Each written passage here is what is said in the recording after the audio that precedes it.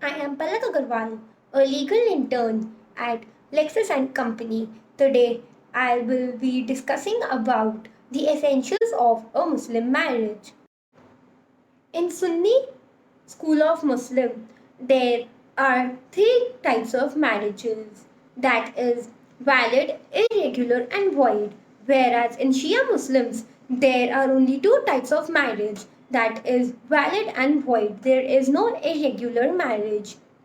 The first ingredient in a Muslim marriage is the religion of the parties. In Sunni Muslims, a Muslim man can marry a Muslim woman, or he can marry a Kitabiya woman. That is a woman who belongs either to Christianity or Jew.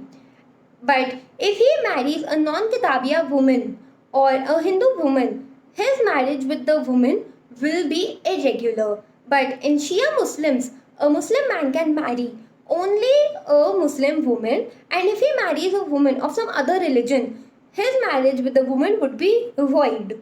The second ingredient of a valid marriage is offer and acceptance. The offer is known as ijab and the acceptance is known as kabul.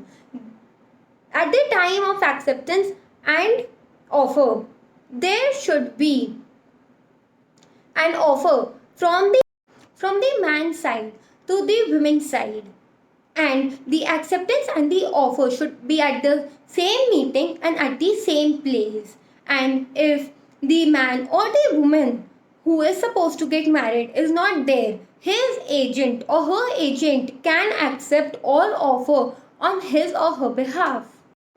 The other essential ingredient is meher, which is also known as consideration.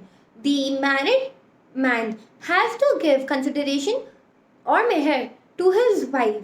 Meher can be prompt or deferred, specified or unspecified.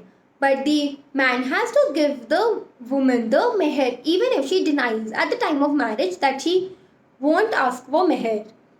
In Nazra Begum versus Rizwan Ali, the court held that the father of the bride can refuse to send his daughter to the matrimonial house if the husband doesn't provide her with the meher.